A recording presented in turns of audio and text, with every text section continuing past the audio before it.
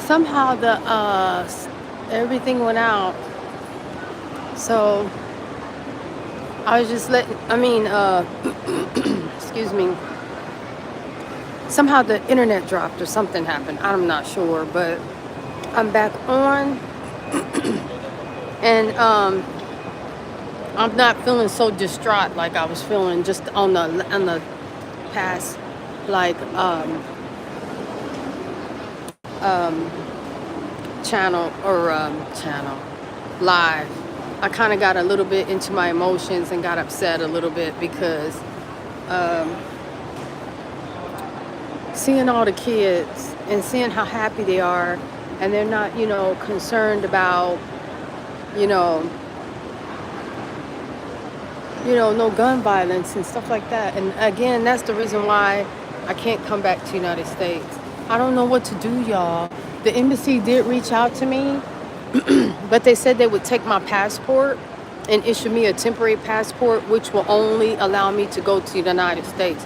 It'll have some kind of something on my passport that won't let me go to any other countries. So right now I'm doing an emergency fundraiser so I can raise the money to go where I want to go, where I need to go, because I just can't, I can't come back to the United States. I can't do it. Mentally, spiritually, emotionally, I'm done. Being on that soil, just the thought of it makes me sick. So, and I know it's like going on 4 in the morning in the United States. Excuse me. And because it's 4 p.m. here. So I'll get back on and make some, as the day, gets a little later and everybody get up and get going. I'll go ahead and make some more videos, at least shorts, communicating. Wow, dude is strong. He is strong. Look at him. He picked up that whole suitcase and it's loaded. And his poor father, he got tats all over him, and his poor father is in pain, trying to help. But it looked like the son is holding it down with his mom. Shout out to all the moms and sons. That's what's up. And he all tatted up. And they working, and him and his mom. His mom is cute. She took care of daddy right there. And he tatted up completely. He don't have no skin that don't have ink on it. His whole back, his butt, his thighs, everything tatted up. I guess his back is hurting, so. But they working as a team, so they're making it happen.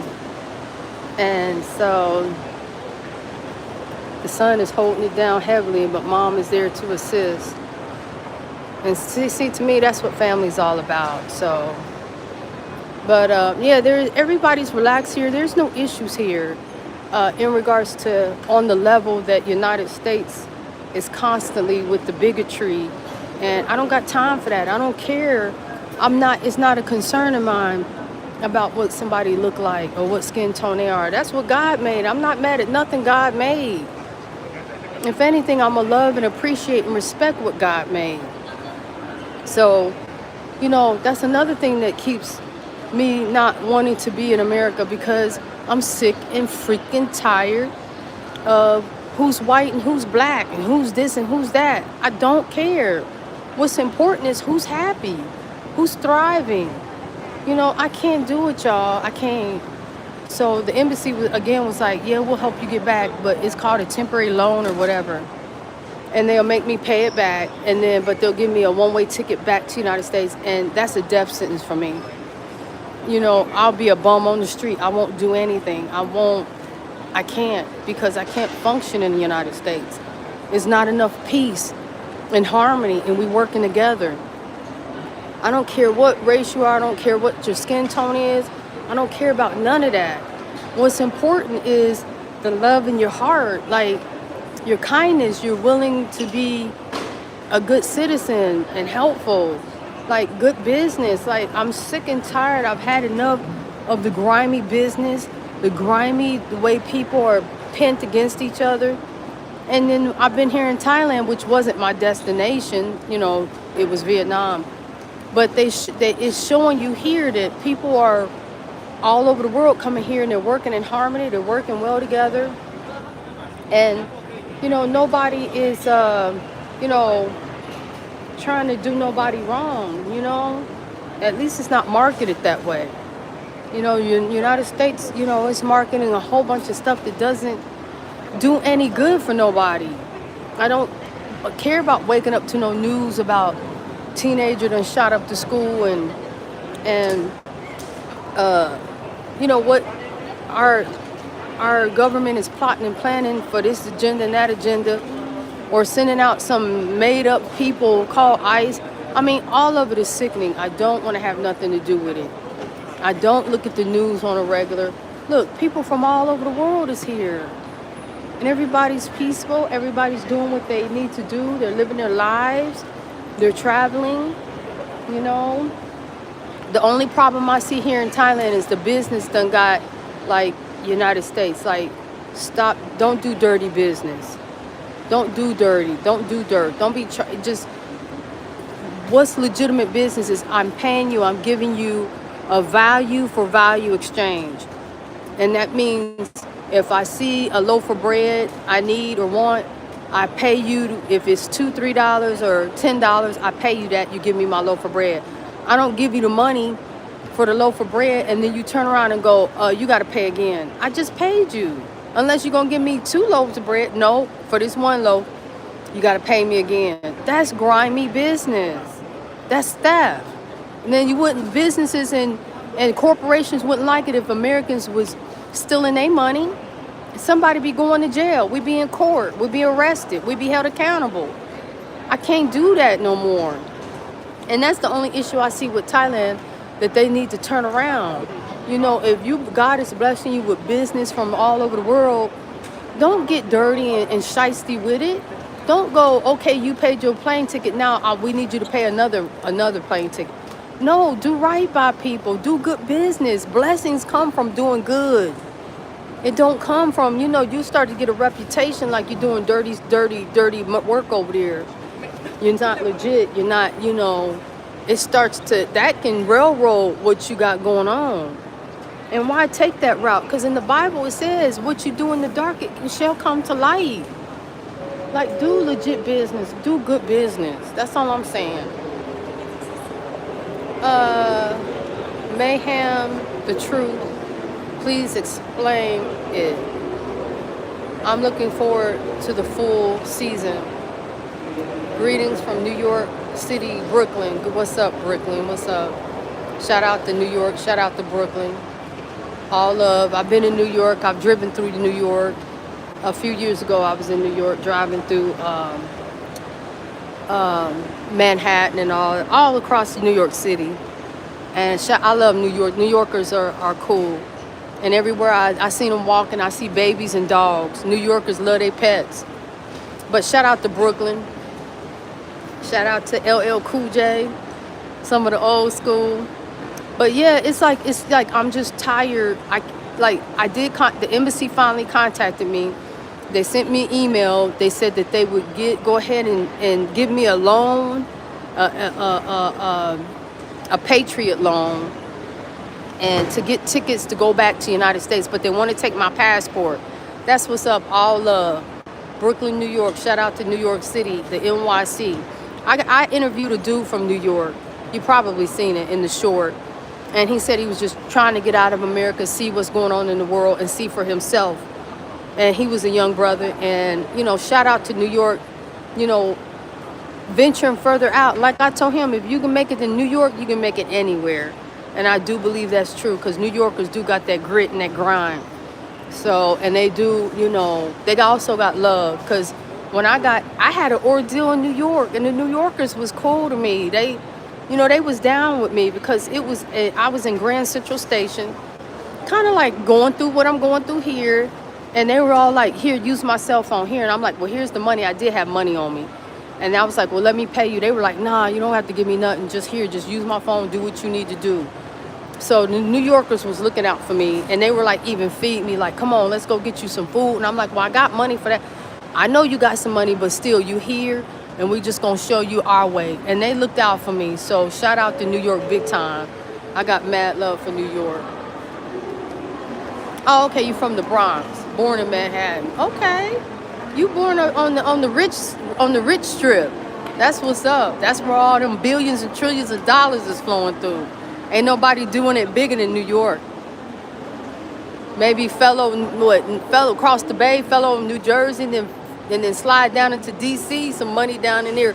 But New York is holding it down for sure for United States. So lots of love. Shout out to the Bronx, Manhattan, Brooklyn, all the boroughs. Nothing but love for New York. And that's real. That's true. I'm being straight up honest. Because my son, he had a little lady that he had met when he was a big time gamer. And her family they were born in Florida, but they moved to New York. They was raised in New York. So, and right there in the NYC.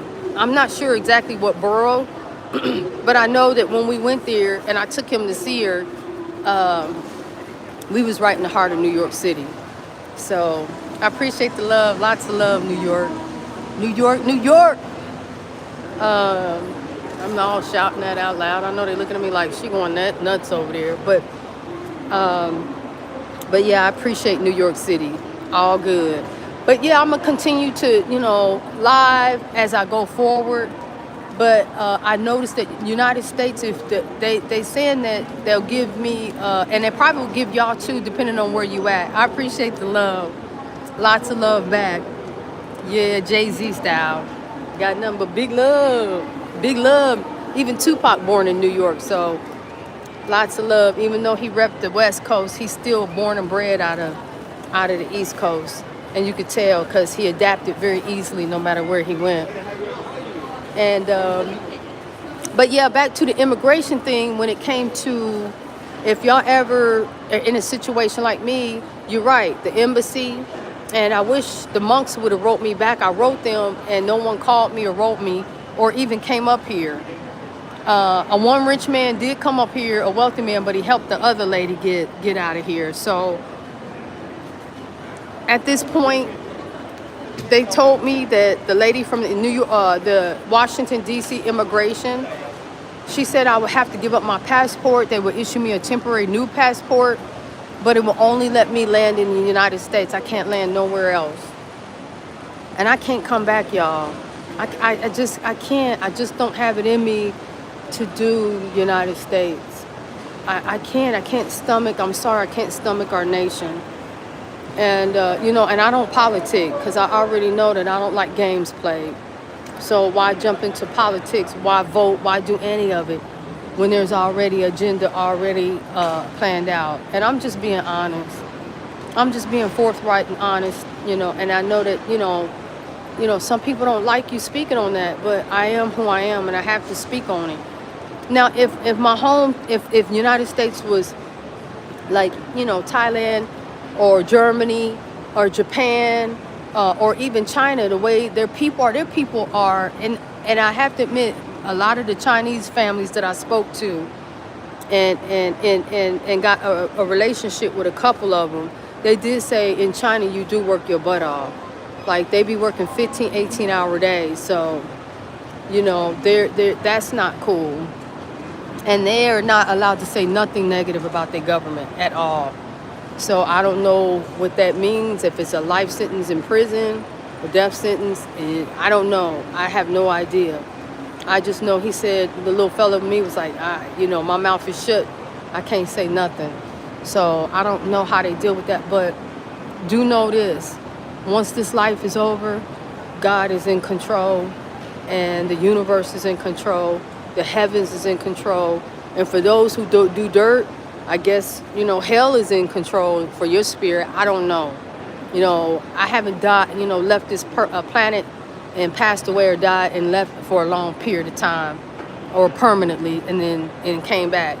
I did do it temporarily, but not permanently. And, that's the story in and of itself. But again, I don't want to give up my current passport for a temporary passport that will only allow me to land in the United States. That's a no-go. And they said I could have went to another American territory if I had someone there or someone to receive me or someone that I knew that would take me in. But they said I can't go to like to Hawaii, I can't go to Guam, I can't go to any of the U.S. territories or even any of the islands down south. They won't fly me there. They're only gonna fly me back to the United States. And there's nothing for me in the United States. There's no one to receive me in the United States. And nor do I want to go back to do nothing. I don't want to make no tax money. I don't want to do nothing in the United States because I won't have no peace. My problem is peace. You know, I've had more peace here with my son than I've had there, and I can't do it, y'all. It's a no. Anyway, thanks for liking this live. Thanks for staying and listening and understanding. Again, there is an emergency GoFundMe started. We need 300 people to donate $20 or 200 people to donate $25 or 100 people donate $100. We'll reach the goal of getting one-way tickets out of here and paying immigration what the fee that I owe them now, which is like she said $650 or $200, something like that. Whatever 21,000 baht is, that added up to about $650 or $700 US dollars, something around there, when it should have been actually 60 days free here. I don't even know why I didn't get 60 days, free visa like everybody else. When you Google holiday visa, because the man told me to select holiday in the paperwork. So I did what they instructed me to do. I don't know nothing about Thailand. I don't speak Thai. I'm just doing what I was instructed. And why they only stamp me for 1 day, it's like, what is going on? Like, stuff like that don't accidentally happen. Somebody has to be planning it. And again, what comes to my mind is Jim Carrey's Truman Show. The Truman Show. Like, everything was happening to him and nothing made sense. And he was actually in a matrix and they were doing things intentionally. I don't know if y'all remember the Truman Show. But this is what it feels like to me. It's like, none of this makes sense.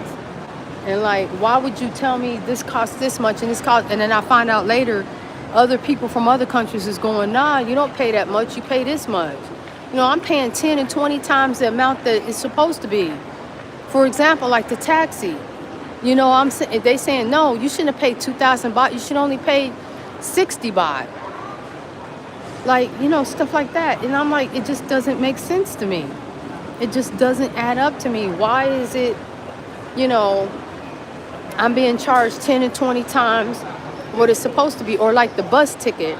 Like the bus ticket says 550 baht. They charging me 2,500 baht.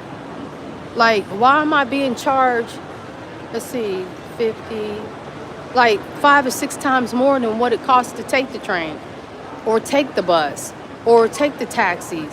Like, I'm like, y'all draining my money. Y'all doing it. Like, or the visa fees. Or like here in the airport, the gentleman was going to do our visa applications and he said it was going to be 17,500 baht.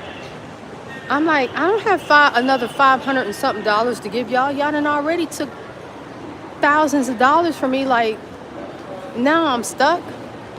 So, and now the embassy want me to do the application and I can only come back to the United States. And I'm like, I don't have nobody to come back there to, so it makes no sense. They saying you got to go back to where there's somebody to receive you. I'm like, there's nobody to receive me or I wouldn't have left in the first place. I left and I left my car. I left everything. So no, I'm not coming back to start over again. I'm not coming back to be in a toxic, political environment, policing environment. I feel for all of our kids.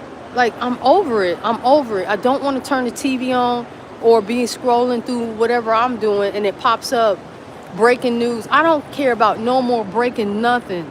Just don't break it. Just don't bother me. I'm already broken when it comes to the toxicity and the things we do to our fellow man. None of our citizens should be stressing out about no rent, no high cost of food, No gun violence, no police brutality. I'm over it. I can't do it. I can't come back to that. It's not gonna work for me. I'll choose something else before I ever come back. I'll choose to go on with God before I come back. And that's a sin, because you're not supposed to, do stuff like that. And I'm technically not even supposed to be speaking that.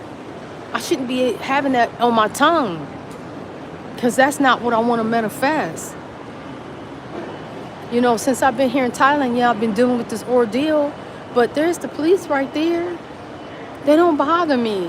They're not harassing me. They're not giving me the beat down and throwing me in handcuffs and throwing me in a nasty jail cell. Like, I done been through all that, and I ain't broke no laws and went through it. Shoot, I got guffed up by the police and snatched out of my car and slammed up against their car, and brutally got the beat down from being accused of stealing that I didn't steal. I just got clocked off my job. They were like, sorry, we got you mixed up with somebody else. Well, guess what? Sorry don't fix the fact that you got all my clothes filthy, slammed up against your car. It doesn't negate the fact that three of y'all big dudes snatched me out of my car. Manhandling me. Because if I was a man, I would have broke all their goddamn necks. So, to me, it's like I can't do America no more.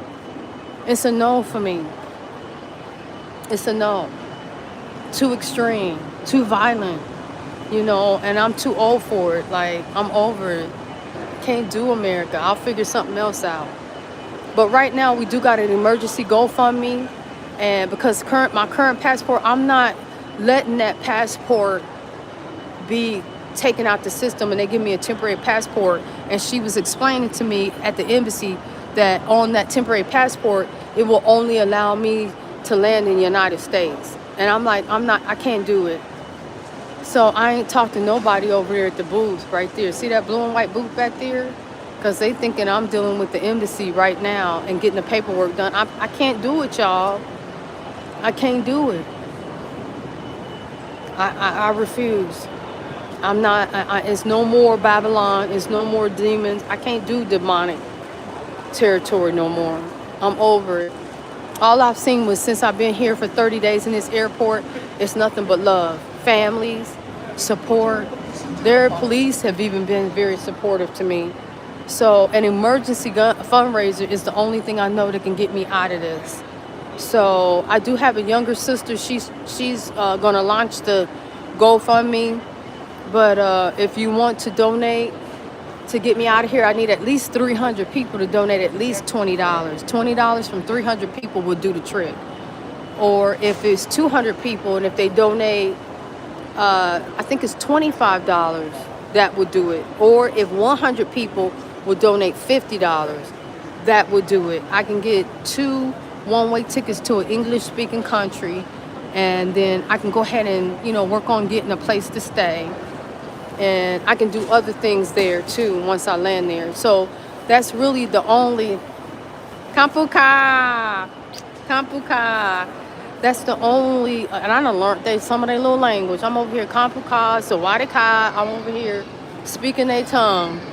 And if I stay longer, I probably would learn more. But I have to get on out of here. But I need y'all help. I need fellow Americans help.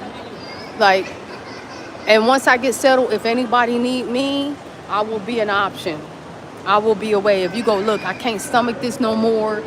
Can I come and stay with you? Yes, come with me. Come at my place. And I was trying to, I did find a really big house. It was 4 bedrooms, 4 bathrooms in a particular country. That's an option that I can go to too. So if anybody out there is look, I can't do this no more. I'm sick of the police. I'm sick of the bills. I'm sick of the violence. I'm sick of the, nobody being down for nobody. Get your one-way ticket and come. I want to, if I got to be that Harriet Tubman to help folks, then I will be the new age Harriet Tubman, because I know how you feel. And I will be there for you. And we can start from my place. And then you know, when y'all come, I'll, you know, come get you at the airport or send whatever their Uber is in their country to get you and come, and then we just work it like that. That all I can do is be just as equally as helpful to the next man or woman that y'all are being for me. I can only be, you know, working my way into a position where I can be a source, where you could be like, okay, we got Goldilocks, and she's here. And if you don't know nobody, like me, I don't know a soul in Thailand. So if there was someone that was already established here and say, look, come with me. I got a room you can stay in. I got a bathroom. We got food. And then you just work your way from there. Because for me, I'm always figuring, like, what can I do? Like, what I have. You know, I'm an artist, but there's other things I have, options as well. You know, so, you know, networking, connecting, and working together is critical. You know, so, but I'd rather be in an English-speaking country. So if someone's saying to me, or if they talking, I understand what is being communicated. Or somebody trying to whisper something on the down low, if I hear something, I can understand what that is because I understand the language. You know, if they can talk SHIT right in my face here in Thailand, and I don't know a word of Thai, they can be speaking it right in my face, and I'll be smiling, you know, like an idiot. So, you know, because I don't speak the language. If I speak the language, you know they're not going to do nothing like that. So it's easy to get over a person like me or anybody that comes and don't know Thai. So there is a young lady downstairs. She just got hired on Subway. They need to have her all up in here because she's actually a Thai American. She speaks perfect English. She know exactly. Her and her family just moved back here to Thailand from America. And the young lady, she's I think 18. She was talking to me, and you know she's able to reason and understand because she's been raised in the United States, but she still speaks her parents' tongue as well. I think her mom. But she was talking to me, and I was explaining to her what was going on, and she understood. So, but they need, you know, Thai Americans to come and work in these areas where the English is proficient. You know, not just I understand a little of your words. So it makes it difficult. And that's another reason why I think I got ripped off too. Anyway, so we down here on this floor. I'm not back upstairs where I was. Their military escorted us down here. So again, I'm doing it. If you know anybody and everybody that can donate, because I can't go the embassy route. The embassy route, because I can't come back to the United States. It's not an option for me. I don't want to deal with no high rent. I don't want to have to work and then I'm going to be hustling to get up money just for rent. I don't want to do none of that. I don't even have it in me. I'm not even inspired. And then knowing that my tax dollars is going to that administration is just as sickening. I mean, it's so crushing. So like, you know, like honestly, it's like I'm like stuck in a rock and a hard place. But I know through like at a minimum of 300 people, you know, donating at least $20 will get me to the promised land. Will get me where I need to be.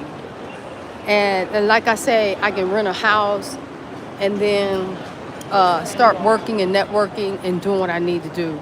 And like I say, y'all make sure y'all subscribe to my channel, Goldilocks. So, and plus I'm certified DJ. I've been a certified DJ since 2014. And I'm an artist. You can see some of my artwork on my channel too, in my posts where we post pictures and stuff.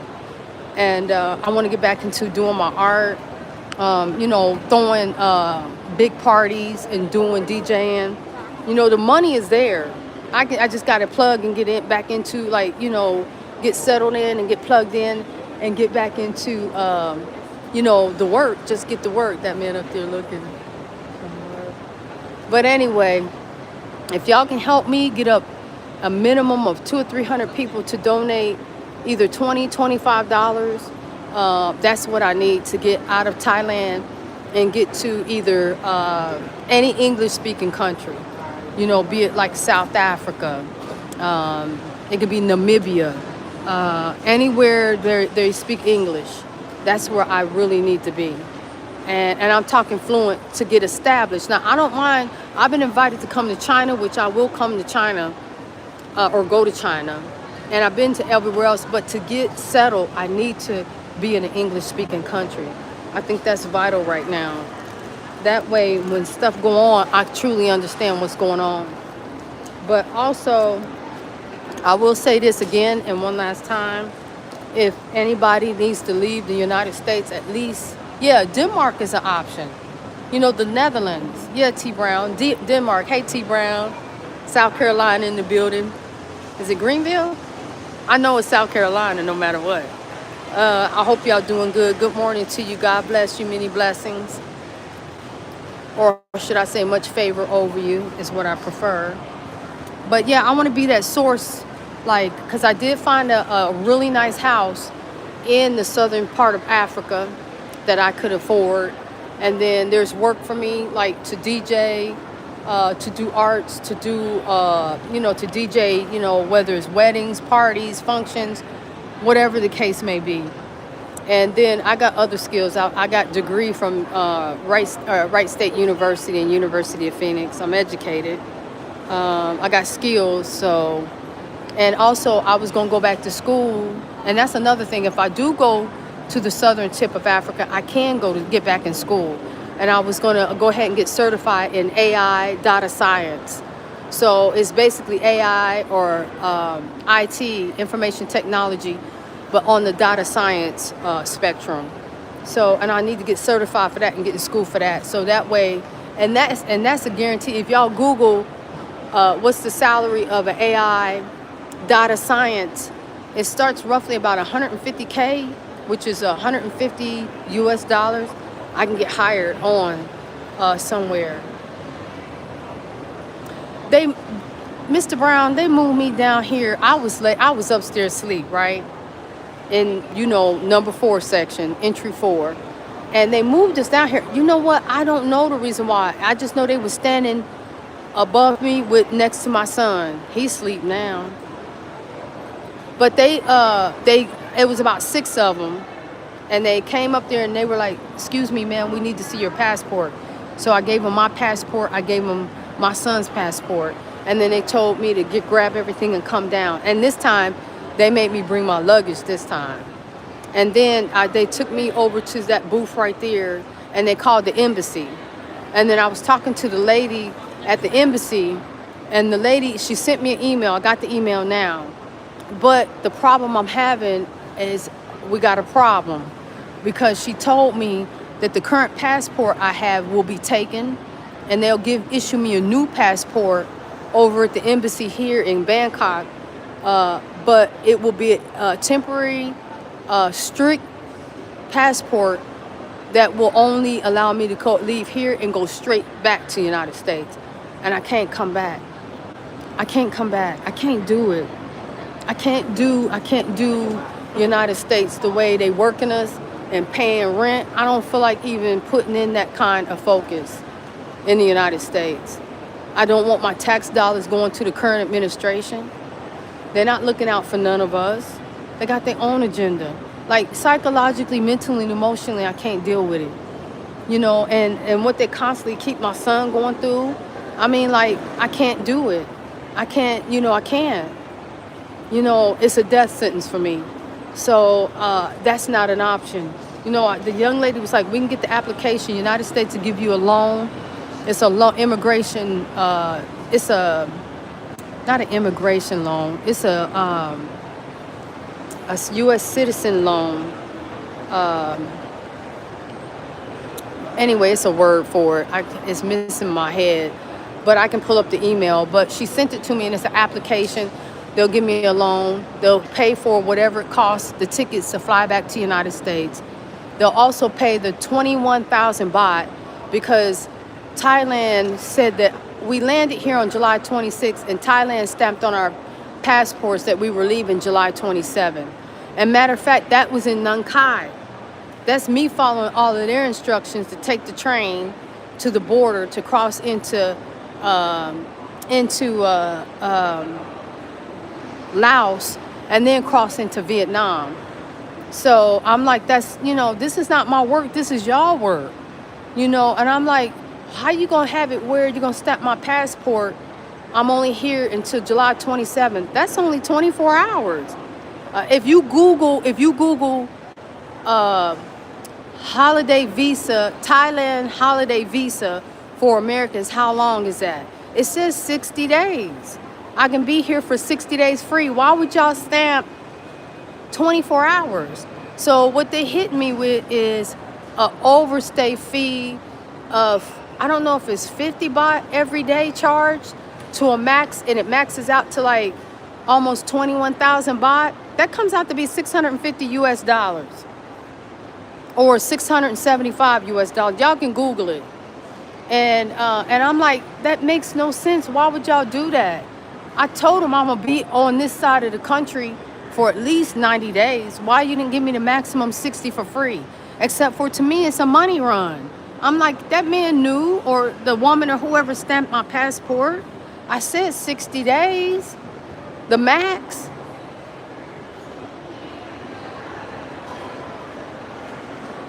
You know what? That's a good question. And T. Brown said, do you think they will eventually make you leave the airport? So far, they haven't made us leave the airport. So I honestly don't believe they'll make us leave the airport because we don't know nobody here. Because they asked, do we know anyone here? And I'm like, I don't know anyone here. I don't have anyone here. You know, I was just, you know, passing through a layover for a flight to Vietnam. That was just the it of it. You know, so to answer your question, I hope that they don't, because then we'll be out there and I'm like, I've been looking at somebody going, Ty, you want to take us home? Can we come to you? Can we come to your house? I mean, it'll just go from worse to worse to worse is. If there's such a term for even stuff getting even worse than what it is. Worse 4.0, 2.0. And the funny thing is, the Thai people are so sweet. They so kind. They do want to help. I'm sure somebody would help me, but it would be so awkward, you know, because I don't speak their, you know, language, and all in their home and stuff. Like, I don't know, y'all. It's a no. I wish there was some, like, now if it was like, for example, like the girl downstairs, her and her family, like being Thai Americans, something like that would work because they speak fluent English, been living in America for years, and now they didn't come back to Thailand and they speak their language as well fluently. Now something like that, you know, if God would line up something like that, that would work. Like if someone had a big house and said, can you come and can you consider paying us 200 US dollars for rent, or, you know, $300 or $400, because that's what the average one bedroom I think is here. If I rented a one bedroom, I found something for like $325 a month. So if someone would say, you know, you can have a room, can you pay $325 a month? I could, you know, raising the money, I could, you know, pull that off. But you know, the issue now is the fact that they, how they got my passport stamp. So I don't know, staying longer, even with my passport stamp the way it is, if someone did take us home and I was raised, you know, enough money to pay him, you know, a month's rent, and then I just start hustling from there, that could be something doable. I reached out to the monks. They never contacted me back. I still, when I see them, sometimes they're in here, the monks are in here, a group load of them. I could reach out to them. I did talk to one monk that was here, and he said he was from some other country, and he didn't understand what I was saying. And I was like, well, I appreciate you, you know, at least trying to understand, at least listening to me. But yeah, T. Brown, as soon as I can talk to a set of monks that speak English, but as far as the embassy, there ain't no monks at the embassy. The lady that I talked to, her name was Kelsey. I asked her about the monks, and she was like, no. So I don't know. I absolutely don't understand unless they have something totally separate from the U.S. Embassy. But I spoke to a lady today at the embassy, well, twice at the embassy. And then the lady Kelsey, she spoke to them at the booth right there in the back, right there where that lady's sitting. She talked to them, and then the only thing she told them is she was sending us the application in my email. and which she did is there. But I just don't want to. I know, shake my head, exactly. But it's like I just don't want to. I can't come back to the United States. I'm over US. You know, I left my car. Like, I left everything. Matter of fact, the neighbor got my car. He's like, I appreciate you giving your car to me. I'm like, because I don't want to come back. I can't deal with it. I don't want to hear about no ICE. I don't want to hear about immigration messing with innocent families. I don't care about none of that. I don't care about no color. You know, in my mind, in my life, in my position, you know, I'm a mixed person. I'm a person of mixed blood. I'm a person that accepts everybody. I don't have no problem with nobody's skin tone. That's ridiculous. Like, to me, all I see is a human being. And I do see whether if you loving or kind or not. That's what impacts me. You know, I don't see a person's color. That don't mean nothing to me. That don't have no meaning of how I'm supposed to treat you. Just because you black, so you're supposed to be treated mean, that don't make no sense to me at all. Or you a white boy in the wrong neighborhood, let's jack you up. That don't make sense to me. Now, I have to admit, yeah, if you're a white boy in the wrong neighborhood, and you know, with y'all legacy of how y'all treated people, you gonna get jacked up. So I really do get where that comes from. You know, but to just be a bigot or mistreat people based off their skin tone, I will never, I don't care how many times I'm reborn again, that will never make sense to me. Why treat people any different than if they nice to you or kind to you, why would you go, okay, treat them like SHIT because they got a certain skin tone? I mean, you got to be off your rocker. Like, where does that come from? I mean, to me, that's diabolical. You got to be sick to think like that about any human being that's working or going to school, and just because they a different skin tone, you treat them like mean or evil. Like, to me, I'm like, y'all the ones that's the wicked. Y'all the ones that's off. Like, I don't get that. I'm like the Thai people here. Like, why should I treat y'all like anything different? You're not doing nothing. But, you know, let the police roll up on you in America. You holding your breath. Like, they don't pull nothing out and start, like, blasting you. Or like they did me, snatching me out of my car and slamming me around. You know, and arresting me over something, accusing me of something that I didn't do. I wasn't even around. Like, I mean, and nobody says they sorry. Nobody, you know, I go to the courts and go, well, I got treated like this. Here's the video. I got this information. Look what happened to me. And it's like, so? Like, why would I want to be there? I can't be in misery. I'm over it.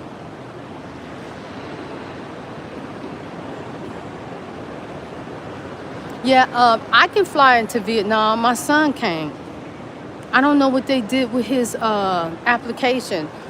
They approved my visa August 6th, which I showed them, and my son's was still processing to this day. So I don't even know what's going on with that. I don't know if United States is behind that. I don't know. None of it, all of it doesn't even make sense. Like I said earlier, I feel like I'm in the Truman Show.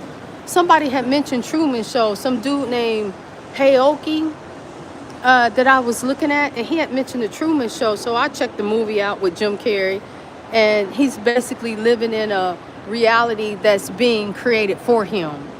And that's how I feel. I feel like, you know, just let me be free to like think and don't add no extra stress on me. Like, it's outrageous, and I feel like that's what's going on, you know, in my life. It's like soon as I try to, you know, get things settled and everything in order, then something weird starts to go on. And I'm like, there ain't that much weird in the world. I mean, I'm sure the devil working overtime. Yeah, the whole world is wicked. Exactly, Mr. Brown. The only place where true love and peace is in heaven. Speed. Yes, sir. No offense, it's not gonna get you better on this planet. Yeah, I agree. And I know that there is no on that note, and that's a divine note. And I appreciate you sharing that. because like I know that there's no place perfect in the world, but the little things mean a lot. I mean, just honestly being here stranded in this airport and the way the police treat me, respectful, kind, they smile, you know, ain't nobody pulled a gun on me or started handcuffing me and slamming me up against the walls. Like, that makes a big difference. Like, you know, to me as a female, that's huge. Because first of all, I don't think no man should be putting his hands on a woman in such a violent way in the first place. Like, if I was a man, I would be fighting back, you know? You know, I mean, as a female, I'll fight back, but not, I mean, I probably would have did it easier and quicker if I was 20 again. I'm not in my 20s. You know, my birthday's next month. I'll be 58. In the next 24 months, I'll be 60. So I'm like, I'm over it. Like, if it, you know, the last memories I want in my life is to be in an environment where at least the police respect you. You know, business is legit. If I go somewhere and they say, this is the fee, I pay it. I pay my fee like everybody else. And you give me my service or my product or whatever. You don't say, oh, it expired a minute ago, so you got to pay again. You know, you're not doing things that's unethical. It's legitimate business, and it's forthright, and it's tied into just being ethical. You know, it's like, where's the ethics? Does not ethics matter anymore? Like, just any old devilish, grimy thing goes. Like, you know, you can only put, and to me, even if you got money, even if I had money, right? Say if I had what I used to have.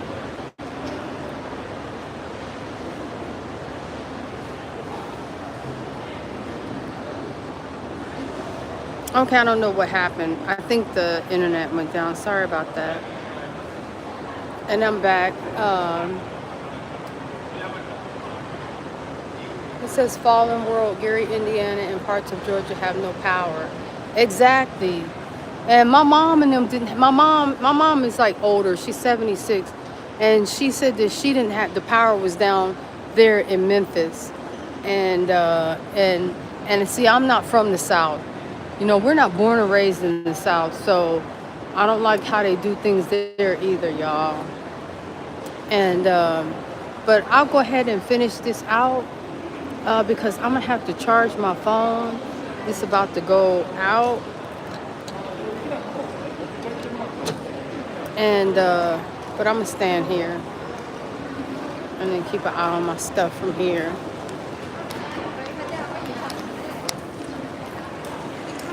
Okay, there it go. It's charging. But yeah, exactly. T Brown has said that fallen world, Gary, Indiana, and parts of Georgia have no power. And see, and I was talking about that. A lot of people like Lead Farmer 73 out of South Carolina. He was talking about the generators, get you backup generators, you know, get ready for whatever they're gonna try to pull off. And and it's sad that you got a plan like that in your own nation. Like, what's wrong with your nation? Your nation should have backup generators for its citizens. Like, why leave your citizens under that kind of level of stress? And not to mention, they're wanting you to go and pay for the generators. Generators are not cheap. You know, Land Farmer 73, he had a whole generator system made that he's stacked on each other.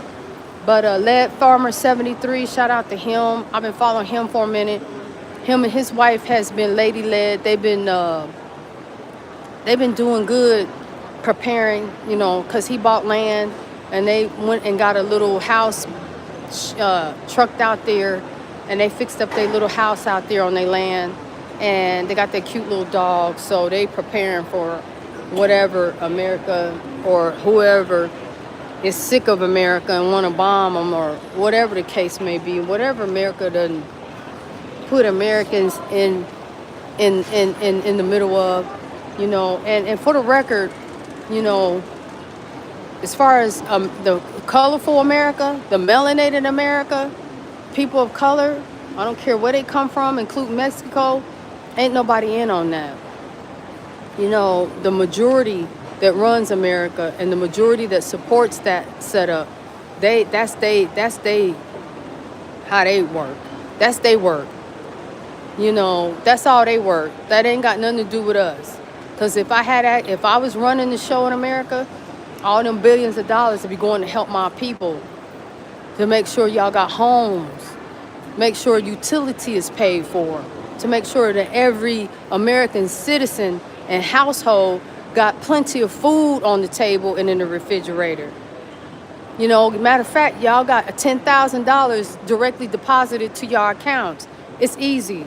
It's not hard. You know, if you're going to have $1 trillion in debt, then why isn't American citizens looking good, feeling good, and happy and thriving? All them trillions that, you know, was off the work in the backs of Americans. You know, and Black America, African American, our people, we're only what, 15%, 13% of the population. That's only about 50, 60,000. And then all other Hispanics, what, about 15%, 16%? And then we have our Asian Americans. We have a plethora of different Americans. And then the majority of America, you know, is Caucasian, is white, you know, and the white sisters and brothers has got to step up to that mess. You know, if trillions of dollars is going to be made, every household in America should be well off. You know, because like I say, if you look at China, they got 1.5 billion, minimum billion people, not millions, billions. They in a whole new category when it comes to the number of bodies, you know, that have to, you know, thrive and be fed and live and be in harmony, you know. I just want to be in a society that's in harmony, that's humming. There ain't nothing united in the States. How you gonna have United States? I mean, why even use the word? Make it make sense. It's a total contradiction. United States, ain't nothing united. You can say, I can see you saying partly united. You know, there's a sector of people that's united and doing what they want to do, but it's not for all the 300 and something million United States citizens. Ain't nothing united. It's nothing working in favor. And for those who are making money and living life like, oh well, I used to be in that position, and it's not oh well. I don't feel good when I got to look at the news and see that the whole school been shot up. I don't want to have to be living cozy in my environment, knowing that someone in the city don't got a home or got food. That don't make me feel like I'm accomplished. It make me feel like, okay, I'm a bit better than them while they suffering. I can't do it. It's a no for me. And that's another reason why I can't come back to the United States. I can't do it. It's so crushing. It's a slow death for me. I can't do it. If all our American citizens is not doing good, is somebody's not doing good, and it's our responsibility as a whole nation to make sure our fellow neighbor is doing good. If we failing on one person, to me that's a failure. To me, we got a problem, Houston, and it needs to be fixed immediately. We all should be banding together, driving up to their home, or sending whatever we need to be sent immediately. I mean, every single American household should be treated like a catastrophic hurricane done hit a city. Everybody should be looked after. Like, and if you want to know for the record, and I'm speaking for myself, I don't have no desire to be a billionaire. I don't have a desire to be a multi-millionaire. Now, if I got a couple of million, I'm cool with that. After I pay taxes and Uncle Sam, I'm always going to take more than what it's supposed to, you know. So even if I did have $1 million, Uncle Sam is going to take a cool $600,000. I'm only going to be left with $400,000. So, and to me, that's wrong. Unless you're using the money to help others' families. If you're using the money to help other families in America, then I am 1,000. Take all the 600,000. I'm cool with that. If that means that you about to give 6 other families $100,000, then that'll work. And not saying you got to take taxes out of that because you already done took the tax money from me. Don't keep taxing on top of taxing. We get taxed from our checks. Then we go to the grocery store. We get taxed on some in Memphis. They tax you on food. In Ohio, they don't. I think in Pennsylvania, they don't. You know, in goods and services and beer and cigarettes or whatever, people get hit up with tax. It's tax, tax, tax. Taxes on if you go get a money order, or if you go, you know, pay your rent, whatever. There's fees on top of taxes. Like, it's too much. It's too much. And I don't care. Like, I'm a single woman. If I did have a husband, I'd be feeling sorry for him. I would be like, dang, my husband is he working his butt off. He taking care of his family, but they still taxing him to death. Like, you know, when does it stop? There's nothing that doesn't get dealt with. If it's not taxing us to death, then the corporate America done went up on the bills and the fees. You'd be like, wait a minute, I was paying $55 a month. Now all of a sudden it's done jumped to $155. Like, it's ridiculous. You know, if Americans aren't getting assaulted when it comes to the money game, then your life, you know, will you make it home if you get pulled over by a police officer? You know, if you get thrown in jail, can you survive that?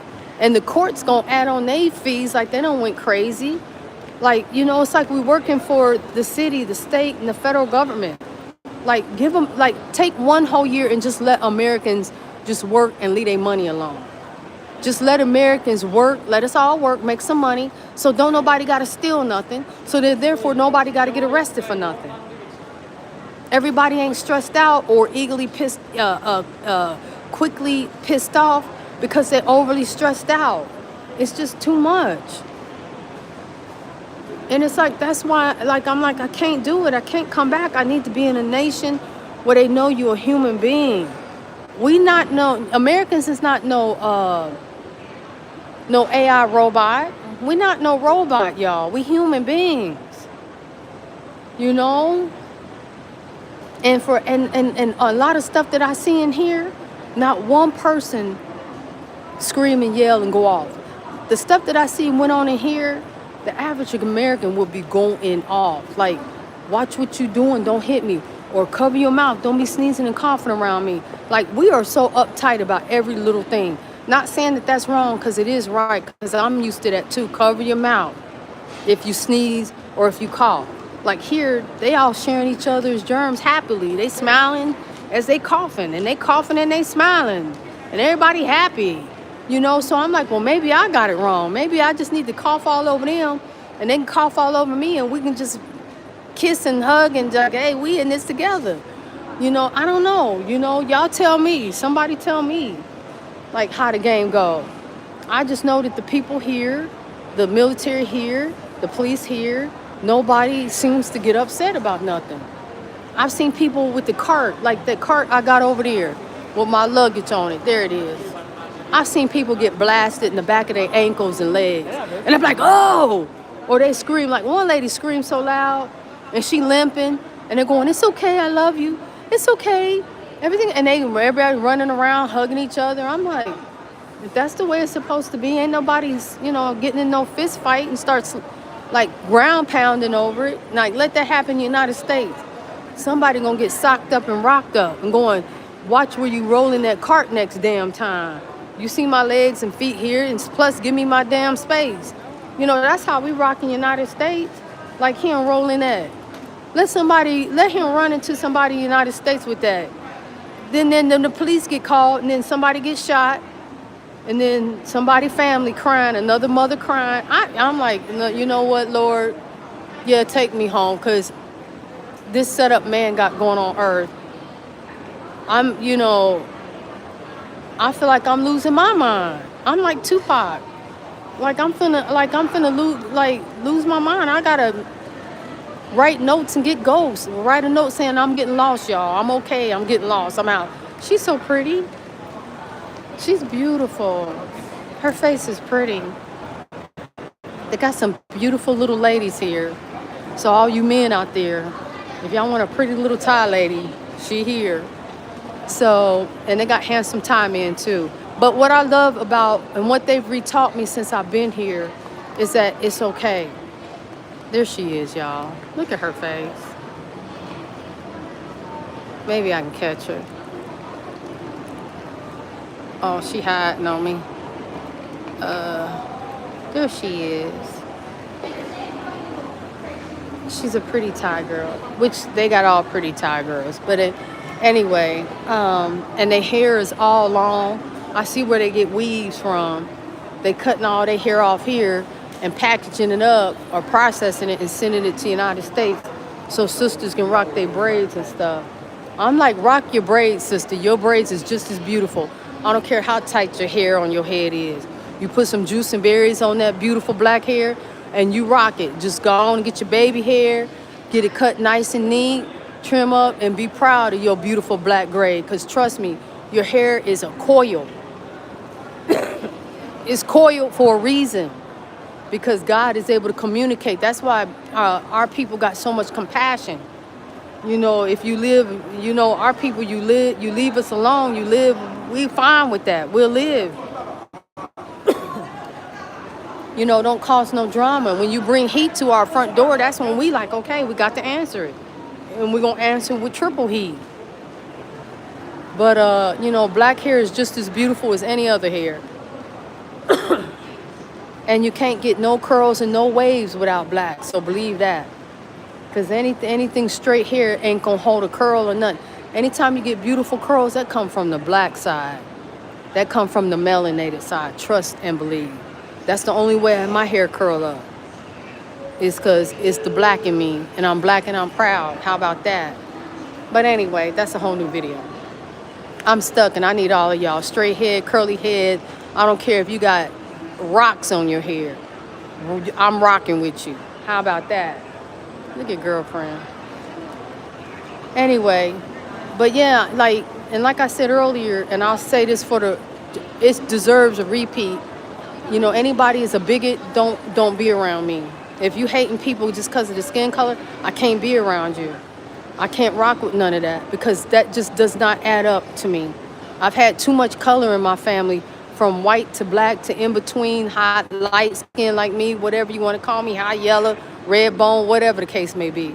I'm used to all shades. I accept all shades. All shades of color is innocent. Matter of fact, I took a picture of a man. He was the same color as his hat. I don't know what country he was from because my phone wasn't charged, so I wasn't able to run up on him and ask him, where you from? But literally, I took a picture of him. Y'all look at my post on Goldilocks channel. He is literally the same color as his pants and his hat. I'm talking true black. It was so dope. I was like, wow. He had me captivated. I was like, wow, America, eat your heart out. What you think about that black and white issue? I'm like, bruh, he was like, it was magnificent. It was kind of like looking at the opposite of someone being an albino. Everything here, they white, they hair white, they eyebrows, they skin, everything white. He was the opposite. He was just pure black everything. It was so dope. It was amazing. I thought it was amazing. But I love y'all. I'm just going to let this phone keep charging up. I'm on the charger right here. So, because the phone went out because it was being charged. And y'all got to help me. If you know any family, friends, a minister in your church, because even churches back home, are you a member? No, I just came a few times and I tithe. Well, you got to be a member if you need $50 for some food. I'm like, wow, really? Wow. And for me, when churches come into where I was working, I'm like, here's $100. So if somebody come in and they need something, just give it to them. I don't care if they're at your church or not. God is going to give you the money back some way, somehow, some shape, some form. Y'all stop with all of that. That's another thing that's wrong in the United States. The churches be tripping. Well, you got to be a member of the congregation if you need help in the community. You know, I'm like, really? Is that's how you rocking with God? Is that how you do God's work? You know, how about me just being an American citizen, born and raised here? You know, me donating stuff to you, me donating money to you. Like, look after my fellow American. I don't care if they go to your church or not. Just look after people. That makes no never mind. That's not important. You turning them away and they still have to face not having no food in their stomach or getting ready to get evicted with babies in the house. And then you're going to base it off the fact, you're going to look at weigh that situation and then weigh the fact that they're not a member of the church. I mean, to me, like, really, like, the politicking is everywhere. And it's ruining lives. And it's definitely ruining people's hearts. And it's ruining people's feelings and the spirit of a human being. And then when a man go, well, look, I had to go rob this store because I went to the church, I went to the city agency, I went to everybody, and it's always some excuse, some reason. So then when I get grimy with it and break the rules, then y'all want to look at me like a criminal. All because I'm trying to survive. I did what y'all told me to do. I went on the right path, and I got turned away. And now that I'm on the doing something that y'all know that I should not be doing, but I'm forced to do because the right paths that should have been right didn't help me stay right. So I don't know if you understand what I just said, and I hope you do, because I understand what I just said. And if you need me to repeat it, I will be more than happy to repeat it. You know, if American citizens go to a church and ask for help, if they go to an agency, whether it's to get food help or whatever, you know, I'm sure that, you know, the average American, trust me, you got to work. You got to work. There ain't, you know, you hear people, or I've seen people write, there ain't no free meals. There ain't no free ride. You getting food stamps. Food stamps don't hold nobody or no family out for the whole month. And a family got to eat more than just a hot dog every day. That ain't even healthy. You know, the way, and I seen, when I was shopping at Whole Foods, because that's the only place besides Sprouts, and I did shop at Target for some stuff, because Target was the last company to do that DEI crap, dropping people like a hot potato all because they black or Hispanic or Asian or wherever they from, all because they're not white American. I mean, that's why I don't want to come back. To me, that's a piece of hell that I just don't want. I don't want to be in that hell. United States is hell to me because it's always some twists and turns and none of it ever makes sense. Like when I left, like my mom, she's on fixed income. She's 76. And she paying her internet $55. Like that was in February. In February, she got a bill for $155. So I told my mom, I'll take care of your bill for you. So I'm giving her money, or I'll pay the bill for her, the $150. Well, why does it keep coming back in $150? March, April, May, and you know that my mom has just been paying $55. Now it's $155. That's basically $15 from 3 times the amount that she was paying. Like, what are y'all doing? And then on top of that, they sent her 3. She said, my mom said when they called her, she couldn't understand what they was communicating. It was like broken English. Then they sent my mom a brand new phone that she didn't ask for, and they sent her 3 like box routers, like internet routers. So my mom had 3 boxes at her house and a cell phone, and I think even maybe a watch thing. None of it she ordered, none of it she wanted, and they was charging my mom almost $1,000 for all that. So I took it, when I got off work, I took it all back to their store and said, my mom is 76 years old. She don't even know what none of this is. And I know I don't know because I be at work. I don't know. So I said, and I recorded it all. I had them on phone. I said, I'm recording this so y'all can't say that, what boxes? What are you talking about? It was brand new. They were unopened. And we took them all back. I took it back from my mom and I said, please don't be charging my mom whatever y'all agenda is. My mom don't know nothing about that. And yes, T. Brown is right. It is it ain't a fallen world per se much as a fallen United States. You know, and if United States is setting the temple for the rest of the world, then yeah, I guess it could be a fallen world. Because you following the wrong one. Don't follow the devil to hell. Don't follow the demons to hell. Stay in heaven. You know, Thailand has been actually a piece of heaven, a piece of peace for me, even though I'm stranded here. But I'm just dealing with that stress. I'm not dealing with, okay, the police is jacking me up. Okay, I'm thrown in a cockroach and rat-infested dungeon hole. You know, I'm not dealing with layers. In America, you deal with layers of stress and layers of hell. And that part I don't like.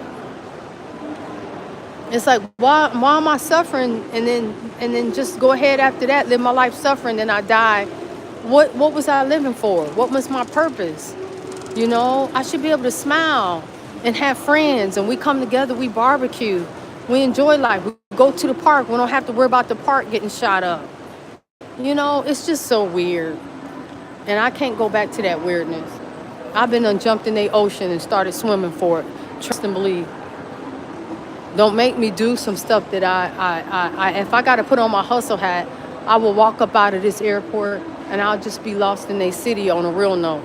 And I'll be like, anybody got a way to a ferry? I'll find another way. I'll do that before I come back to the United States. If it means going off the grid and hustling or finding a way out, I'll do that. Let me check my stuff. Because I see somebody on the move. Just to make sure I got my stuff where I need it to be.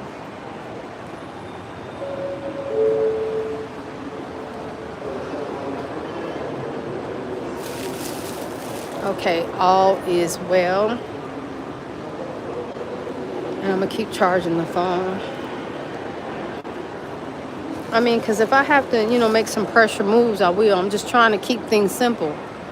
Like, you know, and then sometimes, you know, in the Bible it states, you know, God says, stand still, let me. So I'm just trying to just stay still, you know, and just, you know, buy my time, let the time and let Father God work. You know, I'm doing my part by putting the message out. Because it's like, you know, like the old adage is, only the squeakiest wheel. If there's a squeaky wheel, you're going to be like, what's that noise? Oh, it need oil. So I'm trying to be the squeakiest wheel out here. You know, the rest is on the Heavenly Father and my angels. Like I call on my angels to connect me to the right person. You know, all it takes is one person to make a difference, you know, or maybe two. You know, out of the 350 million Americans, it only take one or two key individuals to say, look, I got you. I can get you out of that. How much do you need? Or I got frequent flyer miles. Where you want to go is taken care of. Here's the frequent flyer miles. Go ahead and book a ticket one way. Go to an English-speaking country, whether it's Denmark, the Netherlands, South Africa, Namibia, Kenya, you know, anywhere they speak English so you can get, you know, settled. And I got school money. I got access to that, but I have to be in a country that is on United States receive list. And then I can go ahead and start classes because I want to go ahead and get certified in AI data science. So I love doing that. So I'm going to get certified. And then I can put in a long-term visa anywhere that a country needs a data AI scientist mixed with AI, because I don't want AI taking over my job.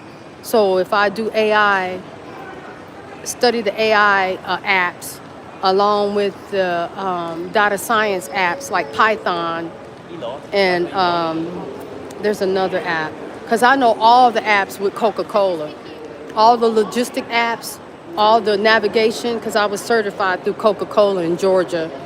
So I know how to do that. I did that for a whole year. And plus I got certified. Our class, when we came in, our class that inside of Coca-Cola was like about 120 people.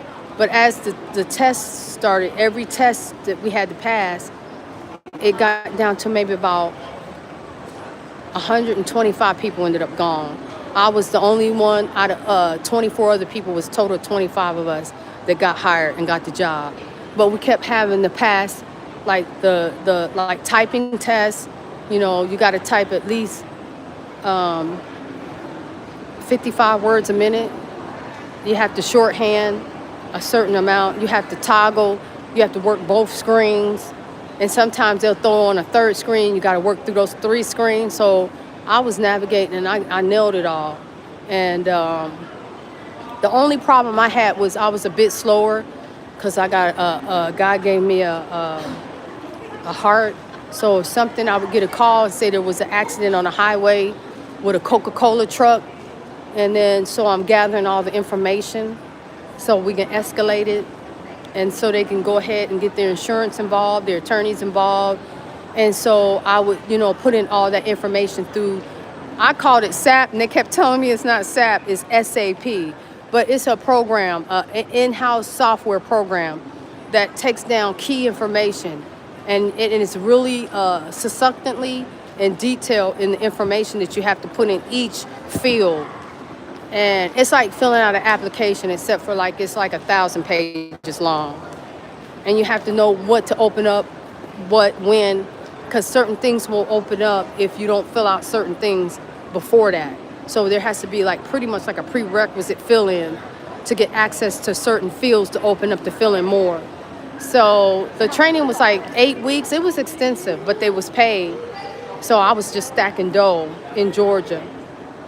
And I was just, paying for everything for my mom and my son. And so I'm grateful to have those skills and ability. But I just need to up my ante with AI and just, seal the deal with this data science.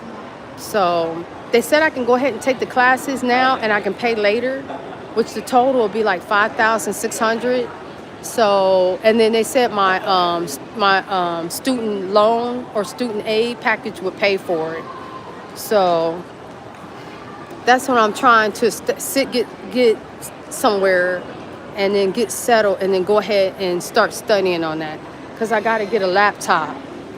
I got to get a laptop to go ahead and log into classes and get it done. But again, I can easily make $100,000, over $100,000. It says the minimum would be in the scraping is that. The minimum salary I can make is about $150,000. Or you can Google it. You can Google it and see exactly how much AI data scientists their income range is, and that's the income I would start at. That ain't gonna be the income that I earn. I promise you that. Not with what I got going on. I got. I don't know if I've ever shared with y'all that when my grandmother, my mom's mom, she passed away unexpectedly in the hospital when she was having open heart surgery. She didn't make it out of surgery. My grandmother, she passed away on the operating table. And so I invented a teddy bear. And y'all can check it out. It's it is called Picture Bear, PICTUREBEAR, picturebear.com. I invented it when I was 20, I think I was 24 in 1995. And they granted me the patent. I have a U.S. patent on it. It was granted to me in 2007. I'm just trying to think. 2007. So I had been back then in the 90s, in 2000, I was already doing business with China. They had made 10,000 picture bears for me. And I'm going to post some pictures. But if you check out my website, it's www.picturebear, PICTUREBEAR, all one word, all lowercase, .weebly, WEEBLY.com. Also, if you go to my channel, you'll see it under my channel name. You'll see picturebear.com or whatever. And then just click on it. It'll take you to my website. That's what I've been doing all through my 20s and 30s, when I was in my 20s and 30s, and making mad money, making thousands of dollars. So God blessed me with that opportunity. And so if you see any pictures on a teddy bear, if you see any pictures, like a picture frame with plush, I am the original inventor of that. And I got other toys I want to invent, but also God blessed me with some socks. I got some new kind of socks. And that's another reason why I wanted to go to China. When they were going to come to China, I was like, you know what? Instead of me doing business with China over the internet, I can just be going in person. And I got a new types of socks, y'all. So, it's a style of socks that nobody's got. So I want to be able to get those done and start selling my socks. And they're a new kind of sock, y'all. And they dope. They fly. and I can get to selling that, that will be a source of income. And if any of y'all out there that rock with me, if y'all want to sell my socks and make money, you know, we split the profit 50-50. I would love to link up with any of y'all. If y'all, and it was called, I was gonna name them Rock My Socks. Rock My Socks. So, you know, if you want to hustle and do some business with me, we can connect. And then what I'll do is you would just be a supplier. And what I would do is, for anybody that's loyal to me, as far as like just, hey, we rock with Goldilocks. And yes, I'm about business, or I want to be about business. And what I can do is, it will be no money up front from you. I can foot the bill, and I can send you like a case of my socks. Say if I send you like $1,000 worth of my socks, and then you resell them at a flea market, or you resell them on your Facebook channel, you know, and we call it Rock My Socks affiliate. And you're an affiliate with me to do business in the U.S. And then you say you sell a pair of socks for $5, you know, $3 for you, $2 for me. You see what I'm saying? I wouldn't even do $250. We could, but I would take the lower amount to make sure that you get on your feet there, because I know how United States is. So, and I wouldn't be like, most, like when you do business in China, they want you to put a percentage up front. Like, say if I made my first order of my socks and I did like $5,000 worth, they'll be like, well, put 500 down, and then just make payments over the while we're making your order, all your socks. When your order is finished, like it could be net 30 days or net 60 days. Within those net, I could be making payments. And see, and that's what I did back home with my picture bears. I would just work, and then they were like, well, put down a down payment. Okay, I sent them $1,200 to get started on the 10,000 pieces. And then also, I backed that up. I asked my sister for some money back then, and my sister broke me off $5,000. And then we got everything paid for. And then that's how I got that part, the very first set of bears in. So when it comes to merchandise and doing business, that's something that I'm pretty good at. You know, and I've had a track record of doing really well in that area. So, and that's what I look forward to doing again. So, yeah. Let me see. I've been on this live for 82 minutes. And it's 5 in the morning back home. All right, I'm going to end this live, and I'm going to start a new live. All right, I love y'all. I'll see y'all in a minute. Appreciate you. God bless you.